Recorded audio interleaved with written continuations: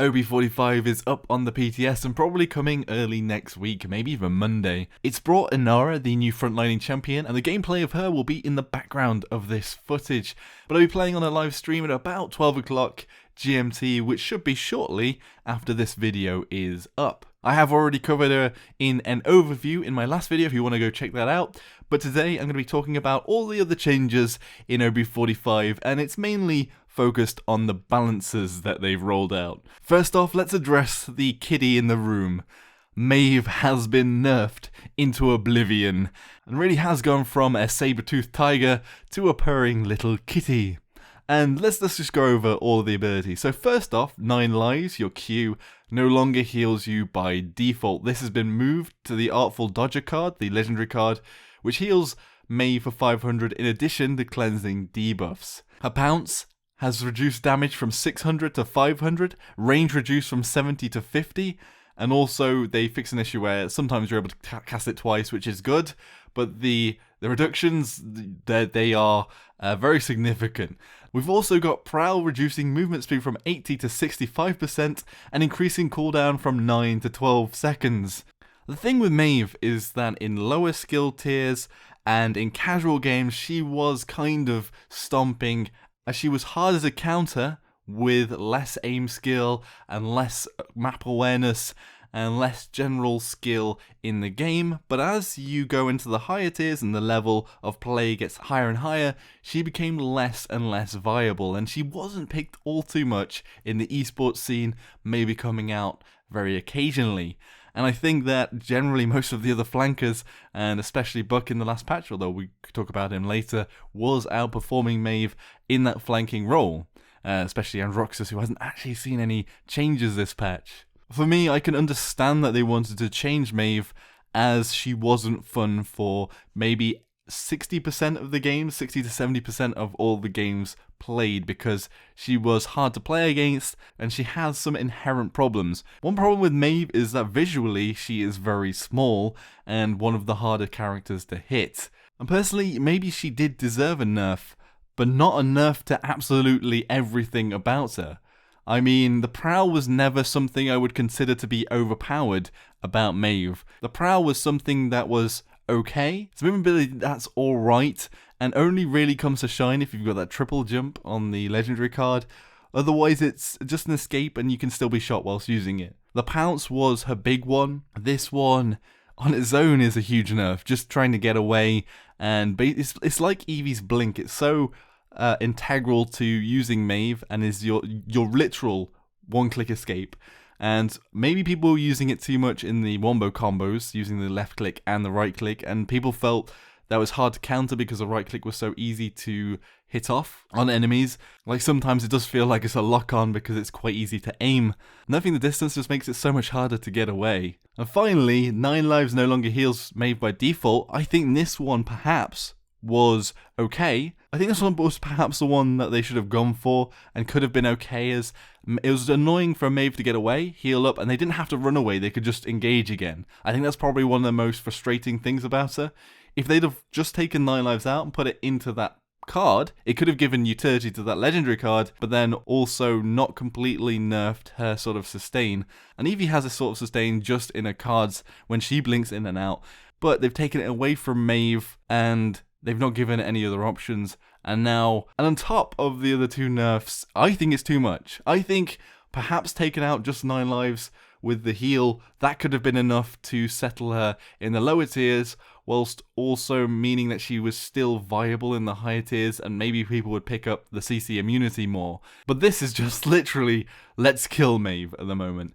And the PTS isn't the final version, so maybe we won't see this go live, but I think everyone's pretty unhappy with this one, and it just shows just sort of a very ham-fisted approach to balancing. Just nerf all the things, which I don't think really works. Maybe they should have looked into reworking one of the abilities. Okay, let's get on to the next champion. So I didn't want to say anything about this because the bug was rather annoying, and to go against the Kinessa exploiting the bug was frustrating to say the least. But before in the patch, Kinessa's reconfigure card was meant to give you ammo if you use the teleporter, but it was giving you ammo every time you shot while scoped in, which was ridiculous because you could pretty much fire forever if you were scoped in, and you just never reload. So Kinessa was quite powerful the last patch, but not everybody knew about it. It was on Reddit, but I didn't want to say anything generally because it was such an annoying bug, but thankfully they've sorted that one out. Evie has had a buff, and she hasn't really been in the meta since Maeve came into light, and her wormhole was put into the legendary cards, and I've always talked about it being a bit of a nerf, but her ice block has been buffed because now it grants immunity to all debuffs. So if you didn't know before, if Evie was in her ice block, the advice would be to keep firing at the ice block if you have cauterize or something like that, because it'll stop her from healing or being healed whilst in that ice block, and because you can still debuff while she's in it.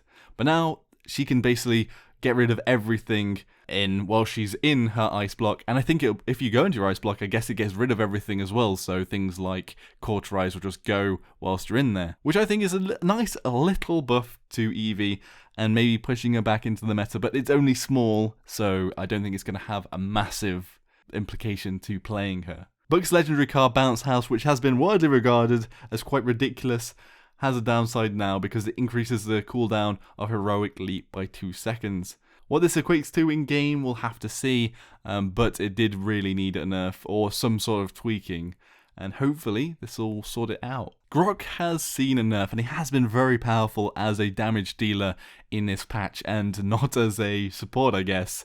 So shock balls will only slow each target once per cast. Now that's the slow portion, and because it can bounce so long because of the Maelstrom card and the extra bouncers, that is kind of an important little touch, but the damage is still there. I don't know. The thing is, it's not ridiculous, Grok, but it's just that he has become a damage dealer over a healer really in this patch, and I think just because of his healing totem having such a long cooldown, you don't really have the utility of a healer that other champions do in the game. You can be sort of like the off healer and damage dealer. Whether this fixes Grok, I probably would say not, but we'll just have to see how that plays out in game. Next up, we've got a nerf on Torvald. They've reduced his shield health from 6,000 to 5,000. I think this one again is a bit of a weird one, as Torvald is like a utility in higher skill games, but isn't ridiculously overpowered, and I think even in casual games he was being picked on his own, and maybe had that sort of perception of newer players of being too tanky. But once you get Wrecker online, if you have any sort of hard damage dealers on your team, like a Charlene or a Drogos, then he's going to go down. I don't really know what this nerf's about, to be honest. Maybe it's because of Inara coming in and making Wrecker less the big utility than it was, and making the fact that you might need to get Bulldozer to deal with her, but actually playing Inara, you might just ignore her deployables, to be honest, and focus on other things, because they're not as powerful or as intimidating as Barik's turrets, and honestly, the wall has a double effect of your allies not being able to see past it, and your enemies still not to be able to see past it. Next up on the chopping block is Ying. So lifelike was ridiculous this patch. It gave basically double heal to the Ying, and it could double heal your allies, and would only single heal yourself, but at the base of it, you're basically double healing in the game. What they've done is just capped off the heals of illusions by 30%. So both of those will only do 70% of total healing, and in full, you're only going to be doing 140% of what the healing would be with just one Ying. This is one that I guess works, but the only problem with it is that it really punishes the self-heal with Ying, because when you've got the two heals, because you can't heal yourself, it seems to prioritize your allies and healing them over healing yourself, and healing yourself is going to be less. I think as well, the Ying with lifelike had come sort of into the meta in the game more than she was, because Maldamba sort of had the limelight before as the best healer in the game. Maybe they should have just given a reduced healing on that second illusion, or gave some other sort of condition, but I guess this works for now, and we'll just have to see how it pans out in game, because at the end of the day you still are doing 140% of your total healing that you would have been before. Pip's healing potion has a reduced projectile size now of 50%, so they want basically for you to be able to throw the potion more accurately and through cover or through obstacles or past deployables in the game, because now you can actually use the Q to blast it off in the air. Personally, I think Pip is still in a weird place as trying to play a healer, even with the Mega Potion, just because of the cooldown of that heal. The cooldown's the most important thing. I think, like Grok, the cooldown means you can't put down the heal enough. And the Mega Potion, whilst being able to heal people up pretty much instantly to a large degree, and especially when your allies hitting them with it, is probably going to heal them up top. Like Grok's totem, to be honest. His heal is pretty mega if you plop it down, but that cooldown is too damn high. So maybe the legendary card should look at lowering the cooldown a little bit more as well. Tyra has seen a buff. Her First Blood lifesteal has gone from 20 to 30%. Now we saw Tyra sort of crowning in the meta in OB44. So with this extra 10% lifesteal, and because this was sort of giving her a crutch because she has no movement abilities, and now that crutch is slightly more sturdy. It's a bit more of a metal crutch over the wooden crutch she had before. I don't know, that was a terrible analogy, but that's what we're going for, folks. Finally, they fixed Barik's card where it would bug out and didn't reduce the cooldown of turrets by 3 seconds on Architectronics. I guess that's good. They've also updated the card descriptions to give more accurate numbers than before, because they were very vague on the Barik cards, which I guess is nice. Just to mention, they've got 3 new maps on the test queue rotation: Grotto version 2, Dark Crossing, and Arid. I'm definitely wanting to check out Arid, as it's a boat map, and there's water in the map as well. I'll probably get some footage out of that sometime soon. Finally, let's talk about some general changes.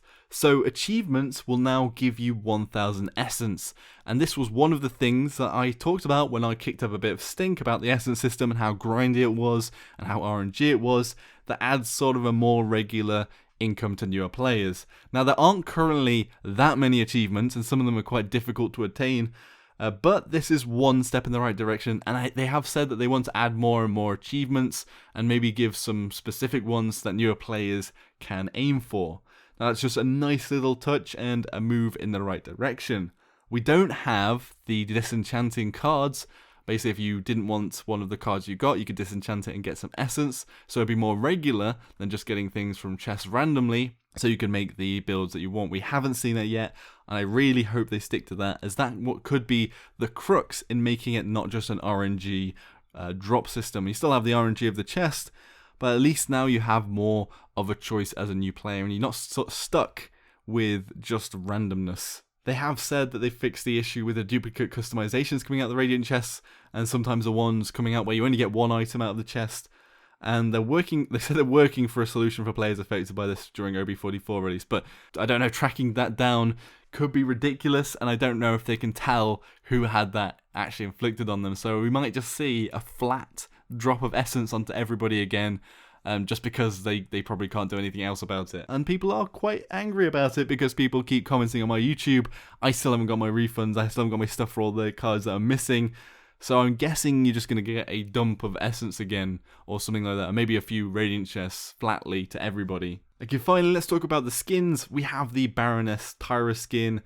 So basically, if you want to look like you come from Transylvania or Slovakia or somewhere like that, because you look like a vampire as the Tyra, then this is the set for you. This one is in the Colossal chest, which a lot of people disagree with because it is RNG. Personally, I don't like RNG chests that much, and people want to buy stuff with essence, but at the end of the day, paid for skins are what should be keeping the game going, because we don't really want a pay-to-win system in the game, and at the end of the day, Paladins has to make money. I'm sure their marketing team has looked at how things sell, and I guess the Colossal chest is working, and that's probably why they've put it in there. But there is a set, and a nice set, that you can buy just flatly for the crystals, and that is Exalted and Roxas. So if you want to look fancy, you want to look like the aristocracy, then this is the set for you. Just for basically the light version of Androxus, who you might find in a ballroom, never stepping around the dance floor. They've basically taken the pistol, the white pistol, and turned it into a full skin, a full body skin. I'd say this one's one that I'm definitely going to pick up. Finally, there's a co-op mode called Midlife Crisis with a Tyra, Buck, Magoa, Maeve, and Charlene. And basically, when any of them reaches 50% health, they activate their ultimate permanently until they are killed. So, these are some of the biggest ultimates in the game, bar Buck, and so if you get the Maeve down to 50%, you're going to be blind for the rest of the game until you kill her. The same with Tyra, she's going to have her ultimate just spitting out as much damage as possible. Makoa is going to go into his Ancient Rage once she gets to 50%.